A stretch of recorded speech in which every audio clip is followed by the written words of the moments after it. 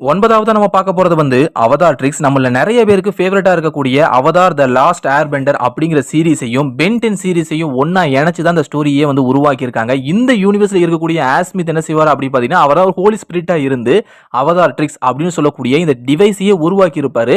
அதுக்கு ஒரு மிக முக்கியமான காரணமும் இருக்கு. அது என்ன அப்படின்னு பார்த்தீங்கன்னா, இந்த யூனிவர்ஸ்ல இருக்கக்கூடிய கோரா அப்படிங்கிற அந்த கடைசி அவதார் இருக்காரு பார்த்தீங்களா, அவங்க என்ன பண்ணுவாங்க அப்படின்னா முட்டாள்தனமா செயல்பட்டு அவன் ப்ரீவியஸ் அவதாருக்கும் தனக்கும் இருக்கக்கூடிய கனெக்ஷனை வந்து டோட்டலாவே இழந்து போயிருப்பாங்க. இதுக்கப்புறமா அவதார்ஸே உருவாக முடியாத ஒரு சூழ்நிலை வந்து ஏற்பட்டிருக்கும். ஏன்னா இவங்க வந்து அந்த ப்ரீவியஸ் கனெக்ஷனை இழந்ததுனால அவதார் வந்து இதுக்கப்புறம் உருவாகவே மாட்டாங்க. கோரா தான் கடைசி அவதாரா இருந்து இறந்து போயிருப்பாங்க. இதுக்கப்புறமா அவதார் இல்லாததுனால இந்த உலகம் முழுக்கவே தீய சக்திகள் பரவி பயங்கரமா இந்த உலகத்தையே கெடுத்துக்கிட்டு இருக்கும். அது மட்டும் இல்லாம நல்ல சக்திகள் நல்ல ஸ்பிரிட்ஸ் எங்க இருக்கு அப்படிங்கிறத தேடி கண்டுபிடிச்சு அதுங்களை வந்து அழிக்கவும் ஈடுபட்டு இருக்கும்.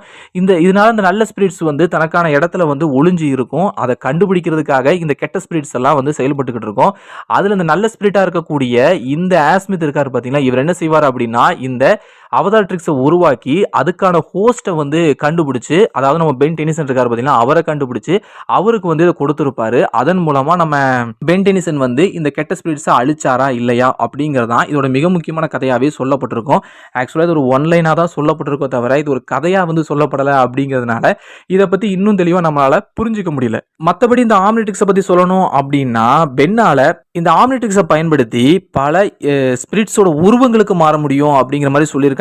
எல்லா எலிமெண்ட்ஸையும் இவரால் கண்ட்ரோல் பண்ண நீர், நிலம், நெருப்பு அப்படின்னு சொல்லி எல்லா விதமான எலிமெண்ட்ஸையும் இவரால் கண்ட்ரோல் பண்ண முடியும். தேவைப்படும் போது ஸ்பிரிட் வேர்ல்டு கூட இவரால் இன்ஸ்டன்டா போயிட்டு வர முடியும் அப்படிங்கிற மாதிரியும் சொல்லியிருக்காங்க. ஜஸ்ட் அவர் தியானம் பண்ணா மட்டும் போதும்.